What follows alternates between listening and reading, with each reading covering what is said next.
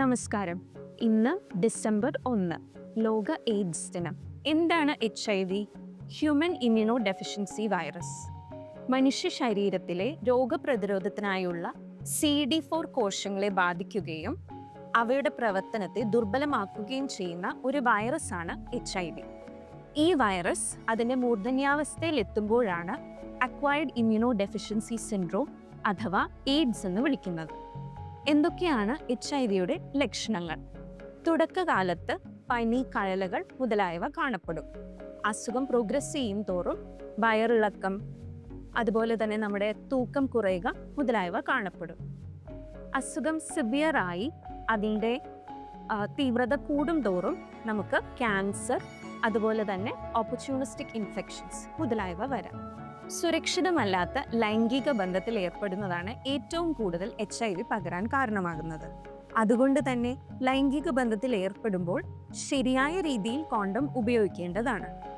മറ്റൊരു വഴിയിലൂടെ പകരുന്നത് രക്തം അണുബാധയുള്ളത് നമ്മൾ സ്വീകരിക്കുമ്പോഴാണ്. രജിസ്റ്റേർഡായ ബ്ലഡ് സെന്ററുകളിൽ നിന്ന് മാത്രം രക്തം സ്വീകരിക്കാൻ ശ്രദ്ധിക്കുക. അണുബാധയുള്ള സിറിഞ്ചുകളോ അതുപോലെ തന്നെ സൂചികളോ പങ്കിട്ട് ഉപയോഗിക്കുന്നതും ഒരു കാരണമാണ്. അതുകൊണ്ട് സൂചികളും സിറിഞ്ചുകളും പങ്കിട്ട് ഉപയോഗിക്കാതിരിക്കുക. ഗർഭിണികൾ പ്രഗ്നൻ്റ് ആകുമ്പോൾ തൻ്റെ കുട്ടികൾക്കും അസുഖം കൊടുക്കാം. ഇതെങ്ങനെ തടയാൻ പറ്റും?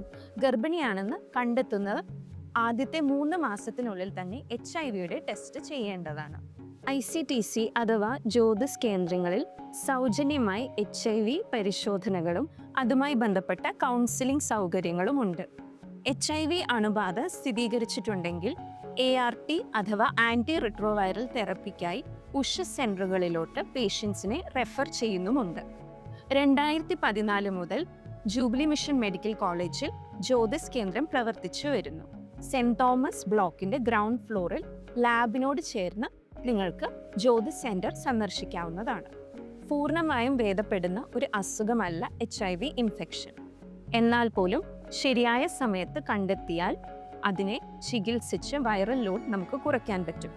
ഇതുകാരണം അവസരജന്യമായ രോഗങ്ങളെ നമുക്ക് തടയാനും പറ്റും. ഒരു ഹെൽത്തി ഹാപ്പി ലൈഫ് ലീഡ് ചെയ്യാൻ. HIV ഇൻഫെക്ഷനെ പറ്റി പലർക്കും പല തെറ്റിദ്ധാരണകളും ഉണ്ട്. ഭക്ഷണത്തിലൂടെയോ കൊതുകുകടിയിലൂടെയോ ഈ അസുഖം പകരുകയില്ല.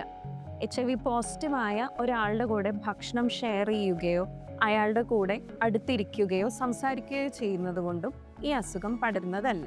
അതുപോലെ തന്നെ ഒരു വിധത്തിലുള്ള വിവേചനവും അവരോട് നാം കാണിക്കരുത്. അവരെ നമ്മുടെ കൂടെ തന്നെ ചേർത്ത് നിർത്തി സമൂഹത്തിൻ്റെ ഒരു ഭാഗമായി തന്നെ മുന്നോട്ട് പോകാം.